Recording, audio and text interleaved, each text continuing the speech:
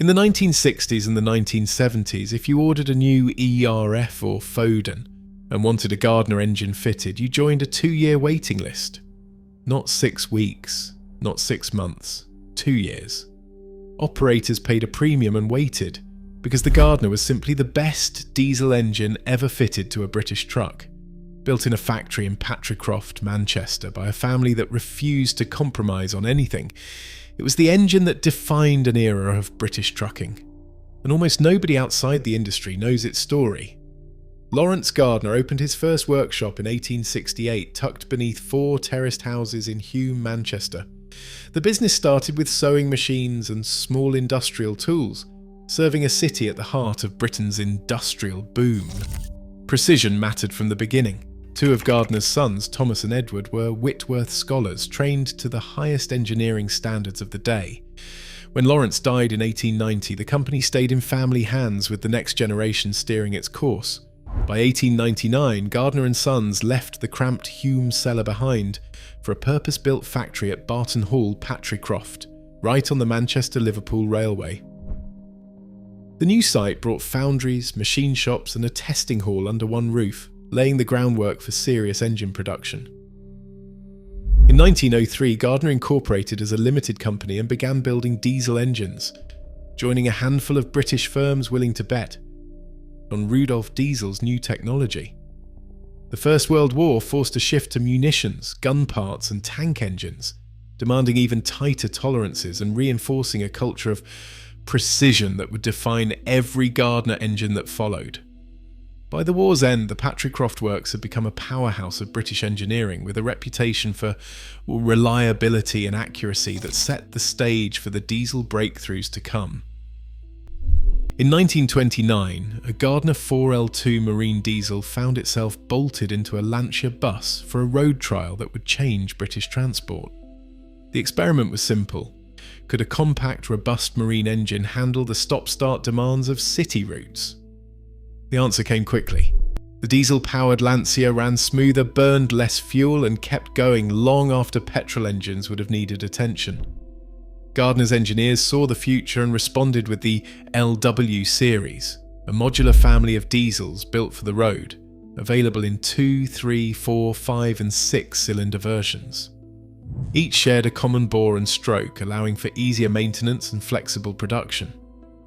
Operators could choose the right size for their needs, but always got the same promise: low fuel consumption, quiet running, and the kind of reliability that made breakdowns almost a thing of the past.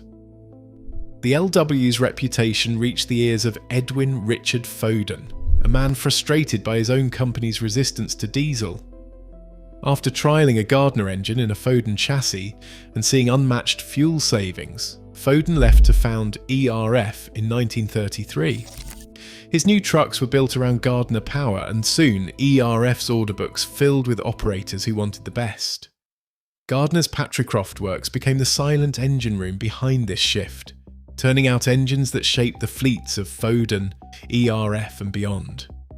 The LW family did not just power vehicles, it powered a movement, setting the standard for what a British diesel could be. The Gardner 6LX did not win hearts with brute force. Instead, it earned its place through a kind of mechanical discipline rarely seen then, or now. At its core, the 6LX is an inline 6, displacing 10.45 litres, but every detail reveals a relentless pursuit of efficiency and endurance. The heart of its fuel system is the unit injector, a design that metered fuel with a level of precision that kept noise down and combustion clean, even as the miles stacked up. Above the block, an overhead camshaft managed the valves with a steadiness that allowed for smooth running at low engine speeds, a hallmark of Gardner's philosophy. Power delivered in a calm, unhurried way. Material choices set the 6LX apart. The block is cast iron for strength, but the crankcase is aluminum alloy, balancing weight without sacrificing durability. Gardner's own foundry poured these castings in-house, allowing them to enforce a tolerance standard as tight as 0.02mm, less than the thickness of a human hair. Interchangeable parts across the LX family made repairs straightforward, another nod to real-world operators who valued uptime above all else. Thermal efficiency regularly topped 40%, a figure that translated into fuel consumption numbers unheard of at the time. Around 12 miles per gallon in heavy trucks, with torque peaking at 562 pound-feet just above idle. Every component, from pistons to bearings, was machined and finished within the Patricroft works, leaving nothing to chance. The result was an engine that didn't just last, but thrived under the toughest conditions, setting a new benchmark for reliability and economy. Hauliers who ran Gardner-powered trucks didn't just talk about reliability, they built their businesses around it. The 6LX's 562 pound-feet of torque at just over 1,000 revolutions per minute meant fully loaded lorries could pull away smoothly, even on steep gradients, without thrashing the engine or burning extra fuel. On the balance sheet, that mattered. Commercial motor road tests from the 1960s and the 1970s regularly reported fuel consumption as low as 12 miles per gallon, a figure that made rivals look thirsty by comparison. For operators, the numbers told the story. A Gardner engine could cover 500,000 miles before its first major overhaul. Fleet maintenance logs from firms like British Road Services and municipal bus companies show engines racking up years of service with little more than routine oil changes and valve adjustments. The impact stretched beyond the workshop. A Gardner badge on the grille turned heads at truck stops and cement yards. Drivers took pride in the quiet, low-revving growl, knowing they were trusted with a machine built to last. Fleet owners calculated the payoff: lower fuel bills, fewer breakdowns, and trucks that stayed on the road instead of waiting for parts. The 2-year waiting list became a badge of honour. Operators were willing to pay more and wait longer, confident that a Gardner-powered ERF or Foden would outlast the competition and hold its value. In haulage yards up and down the country, the Gardner reputation was currency, spoken about with the kind of respect usually reserved for family or old friends. Turbochargers and high-output diesels began to rewrite the rules of British haulage in the 1970s. Operators chasing heavier loads and faster motorway speeds started turning to Cummins, Detroit Diesel and Rolls-Royce for engines that promised 250 horsepower or more. Trade magazines compared Gardner's 180 horsepower 6LX to new rivals, highlighting a widening gap in raw output. Gardner's leadership held firm, insisting that boosting power would sacrifice the reliability and fuel economy their name stood for. But as fleets shifted priorities, the legendary waiting list began to shrink. In December 1977, the aerospace giant Hawker Siddeley acquired L. Gardner & Sons, drawing the family-run business into a sprawling industrial group.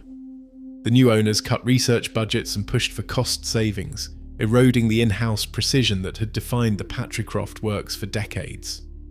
When Perkins Engines took over in 1986, Gardner's approach was at odds with the volume-driven, price-sensitive market. The relentless focus on precision and economy, once the company's greatest asset, now left it struggling to keep pace with an industry that demanded more power and faster change. The last Gardner 6LXB left the Patricroft works in 1994, but the engines themselves have refused to disappear. Across Britain and beyond, hundreds of Gardner diesels still run in preserved lorries, buses, canal boats, and even standby generators, each one a living reminder of an era defined by mechanical honesty. The Science and Industry Museum in Manchester catalogues several Gardner engines, their cast iron blocks and distinctive badges drawing engineers and school children alike. But the real heartbeat of the Gardner legacy lies with the enthusiasts who keep these machines alive. The Gardner Engine Society maintains a register of surviving engines and organises rallies where the unmistakable low-rev growl of a 6LX still turns heads. Club newsletters circulate technical bulletins and parts are swapped at meets, keeping even the oldest examples on the road. Estimates suggest around 15% of Gardner engines built are still running, a survival rate unmatched by most rivals. For many, owning a Gardner isn't just about nostalgia. It's about upholding a standard of reliability and craftsmanship that once set the pace for the entire industry.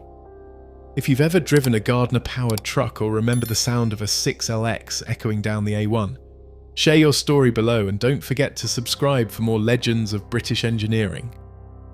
Gardner's legacy endures wherever reliability outweighs raw horsepower. Nearly 15% of 6 LXB engines still survive, proof that precision and patience build legends, not just machines. If you drove a Gardner or remember that unmistakable sound, share your story below. Subscribe for more stories from the road that shaped Britain.